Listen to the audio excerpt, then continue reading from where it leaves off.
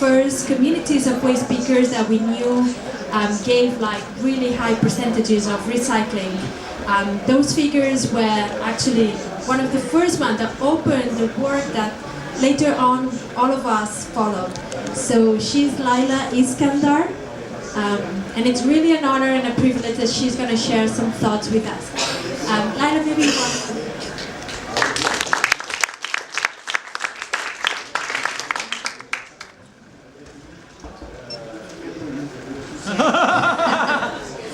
I was in this town in Belo Horizonte.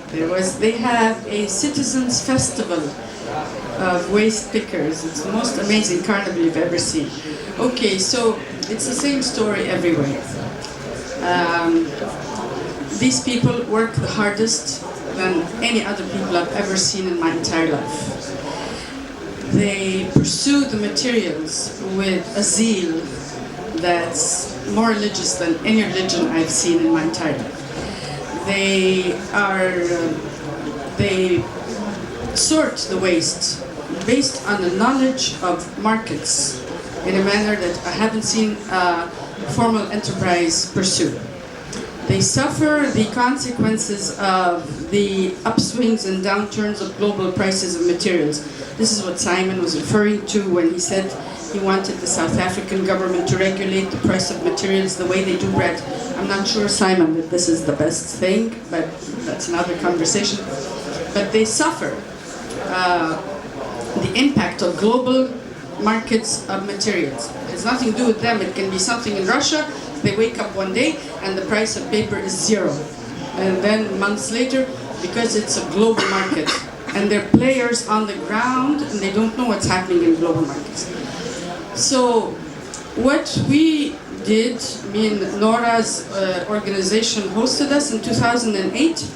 In addition to the Latin American network, there is a global network of informal waste workers that covers 100 countries.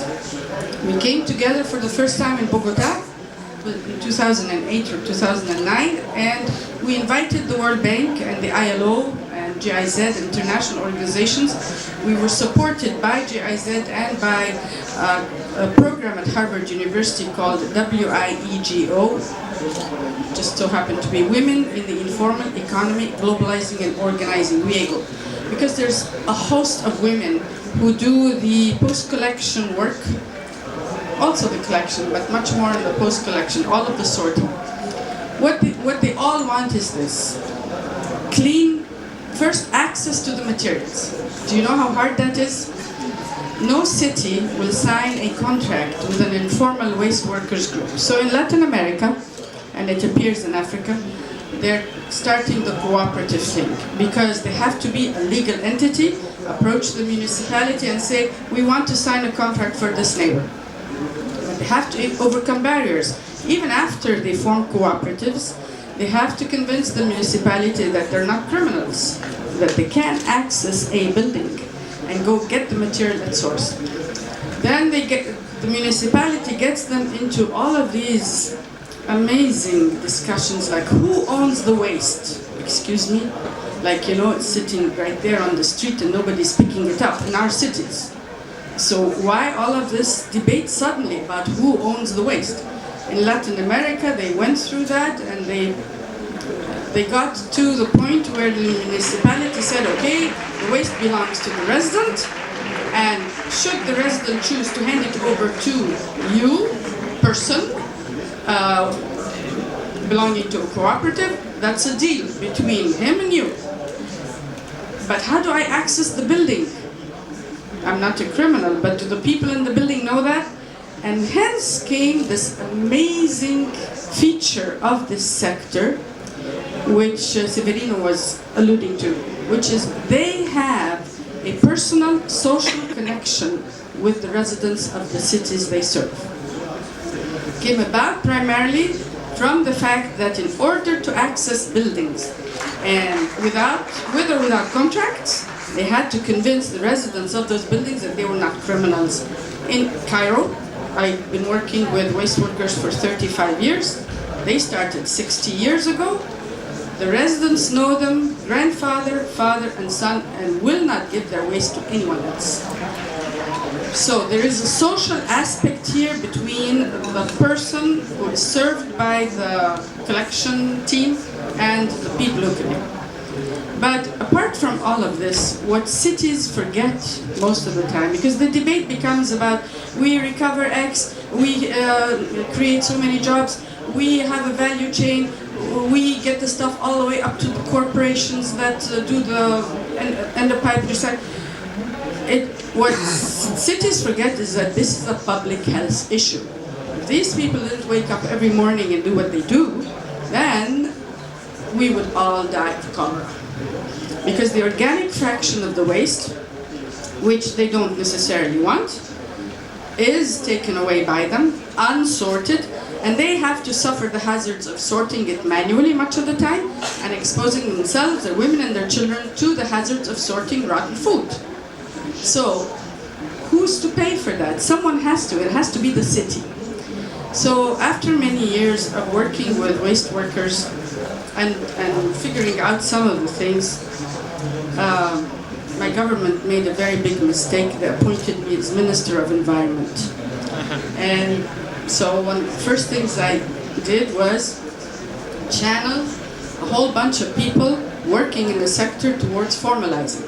Now in Egypt, cooperatives didn't work out. Okay, in Africa and Latin America they do. So whatever structure works well for you, go for it. But it appears that informality is one of the major challenges and barriers towards them negotiating for contracts with municipalities. So we formed small and medium enterprises, and it was a big hurdle.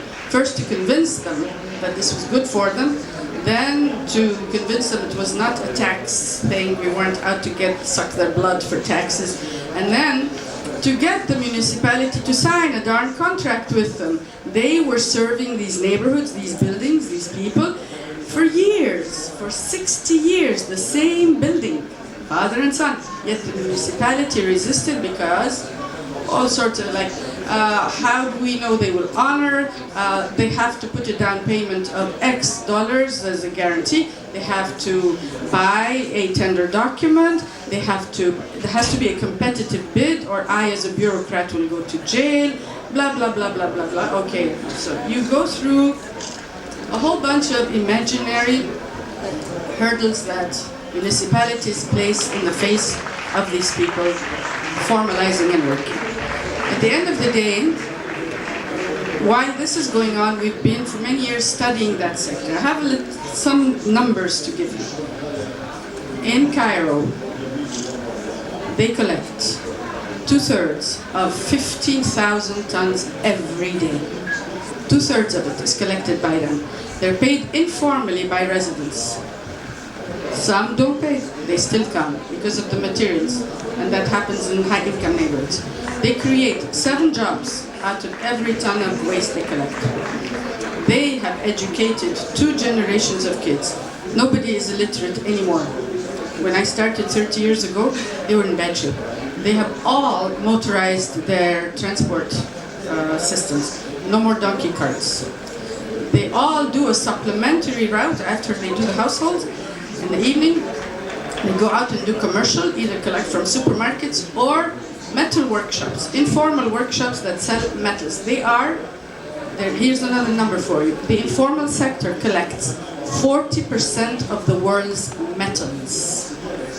That number just came out in the open a few months ago, and because of it, now there's a whole movement among the metals people of the world, particularly those in e-waste, because they want the precious metals in the computers and the motherboard.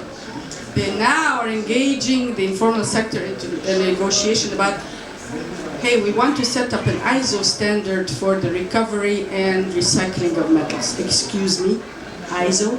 For us, informal people, now you want us? Yes, because they now know we collect 40% of the world's metals. Nobody's offering the Indians and the Bangladeshis and the Chinese and the Ghanaians any technology to improve the way they smelt the motherboard to extract the heavy metals. They're just saying, we want it. And you must make sure you do not employ children. Okay, I mean, the conversation is so convoluted at present. And if we're ever going to get to the right place, it's because these people here, the representatives of the groups, grosso modo, understand the issues and have interlocutors like GAIA and others who get them to the negotiating table to talk about the real stuff. It's usually money. We undertook a study with the GIZ. If you are planning to do one, Severino, we've already done one in 6 countries. Comparing the cost of keeping a city clean when the formal sector does it, you know, the large companies who compact the waste and put it in a dump site, and the informal sector. 6 cities, 1 from every continent. And it turns out that when the informal sector does it, it costs 1/3 of what the cost is when the formal large companies do. The battle is ongoing, it's not won. We still have major European companies, your mischief travels far, folks, coming to bid, and they have all the right documents and the pre-qualification, this, that, and they read tender documents, they can put in letter of credit and all the trappings of what appears to be a good deal to keep my city clean. So, here we're talking about climate change. And I just want you to know that in the previous Kyoto Accords, there was a very nasty provision for landfills to acquire carbon credits. Landfills take away the materials from the waste pickers. They sometimes have to go to work there because they want to get to the materials wherever they are. And instead of us designing systems in our cities that deliver the materials clean to them in transfer stations, we leave them to grab it from wherever. Landfill, bin, home, supermarket. We couldn't be bothered as municipal people to organize it in a manner where it fits in with the way they work.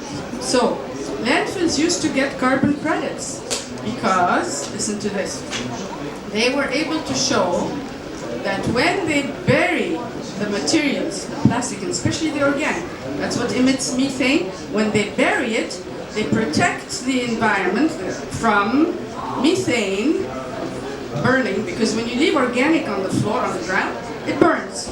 It heats up normally, naturally, and it emits methane. So they were burying it and hence protecting the environment from global warming.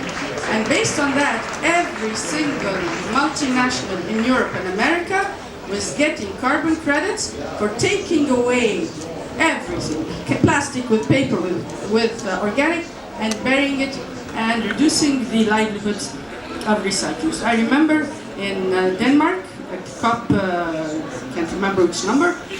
All right, so we had an amazing number of waste workers who went.